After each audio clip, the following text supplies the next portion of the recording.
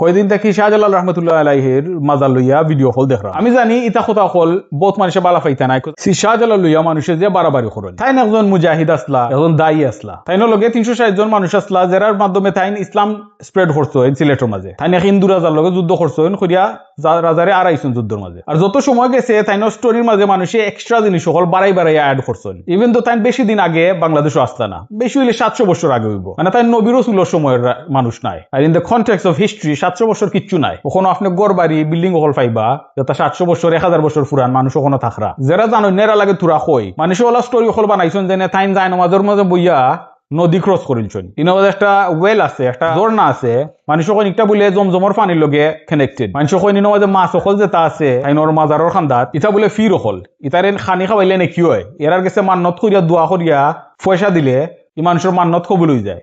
আস্তাগফিরুল্লাহ। মানুষে গিয়া এই খবরের মাঝে সেজদা করেন which is clear cut শিরক। মানুষে ও তাইনর খবরের মাধ্যমে উসিলা বানাই আল্লাহর কাছে দোয়া করেন। আমরা মুসলমান বলতে আমরা উসিলার দরকার নাই, আমরা ডাইরেক্টলি আল্লাহর কাছে দোয়া করতে পারি। আপনি জানেন কি এই খবরের মানুষের অবস্থা কিতা, এই নিজে বাজার সমাজ এইনর কিতা অবস্থা হইরো। ইলা সাহাবী কত সময় সাহাবী কল আসলা যারা নবী সাল্লাল্লাহু আলাইহি ওয়াসাল্লামকে যুদ্ধ করছেন, এরা মারা যাওয়ার বাদে নবী সাল্লাল্লাহু আলাইহি ওয়াসাল্লাম রা কইছে যে এই তো জান্নাতের মানুষ। নবী সাল্লাল্লাহু আলাইহি ওয়াসাল্লাম কইছেন না, আমি এর দুজখও দেখছি। ইলা মানুষ যদি দুজখও থাকতে পারেন, আমরা সময় মানুষ যেন 700-800 বছর আগে আসলা, কোন গ্যারান্টি আছে এইনর ভালো অবস্থার মাঝে আছেন নিজে? তাই সেকেন্ড, মাজার বানানি ইসলামের মাঝে কোনো জায়গা নাই মাজার বানানি এলাউড। সে কইতে পারে নবী সাল্লাল্লাহু আলাইহি ওয়াসাল্লাম নিজে মাজারের মাঝে আছেন।